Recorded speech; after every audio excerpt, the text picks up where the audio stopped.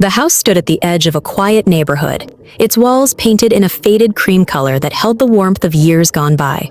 To outsiders, it was just another old house. Ordinary bricks, aging wood, and cracked windows that told a tale of time. But to me, it was everything. It was my father's laughter echoing in the living room, my mother's cooking filling the kitchen with irresistible aromas, and my own childhood etched into every corner of the place.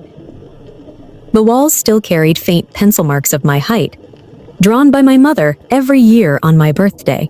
The porch still remembered my father's voice as he called me in during the rains, worried I'd catch a cold. When my parents passed away, the house became more than just property. It was a sacred memory. And as the eldest daughter, I promised myself I would preserve it, protect it as long as I breathed. But life had other plans. My career demanded that I move abroad for a few years. With a heavy heart, I locked the house and handed the keys to my only brother, Daniel. "You look after it for me," I told him. "This house, it's all we have left of them." He smiled, nodded, and hugged me. "Don't worry, sis. I'll guard it like my own soul." And I believed him. For years, as I built my life away, the thought of that house gave me comfort. It was my anchor, my reminder of who I was. I never doubted Daniel. He was my brother, my blood. Why would he betray me? The day I returned was supposed to be joyous. I had saved enough, worked hard, and finally was ready to restore the old home. I carried pictures, plans, and dreams in my suitcase. But when I arrived, my heart stopped. The gates were painted a different color. The garden, my mother's garden, was destroyed, replaced by cold tiles. And worse, strangers lived inside. A woman I had never seen before opened the door and stared at me with confusion.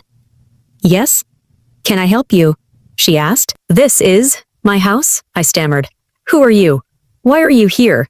She frowned. "This isn't your house. We bought it from Daniel months ago. Everything's legal. You should leave before I call the police." Her words hit me like a thunderbolt. I couldn't breathe. My own brother had sold the house. Oh, our parents' house. My house.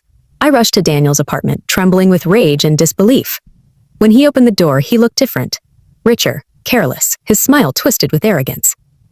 "You sold it," I demanded, tears burning my eyes. He shrugged. "Yeah. Why not? It was mine too." "What was never just yours?" I screamed. "You knew how much it meant to me." "To us. How could you?" He leaned back casually as if my pain was entertainment. "You left. You moved on. I needed money. The house was just sitting there. I did what was practical. Don't be so dramatic." Dramatic? My world collapsed, and he called it dramatic. That night, I sat on a park bench, staring at the glowing windows of the stolen home. I felt hollow. Betrayal from strangers hurts, but betrayal from family tears your soul apart. For days, I wandered in despair. I visited lawyers, but they told me the same thing. If the house was in his name too, he had the right to sell it, but something about it felt wrong. Deep inside, I knew my parents would never allow this to happen. I searched through old documents, my father's files, anything that could give me hope. And then, I found it. A yellowed folder marked a federal registry. Inside were papers that confirmed the truth. Our house wasn't just any house. It had been declared a protected federal property because of its historic value. My father had worked for years to register it. Selling, it was illegal. My hands trembled as I held the documents. My heart, broken just days ago, now beat with fire. Daniel hadn't just betrayed me, he had committed a crime. I contacted a lawyer who specialized in heritage properties. He read the papers and looked up at me with a smile. "You have a very strong case. The sale was unlawful. Not only can you reclaim your house, but your brother will face charges for fraud." For the first time in weeks, I felt hope.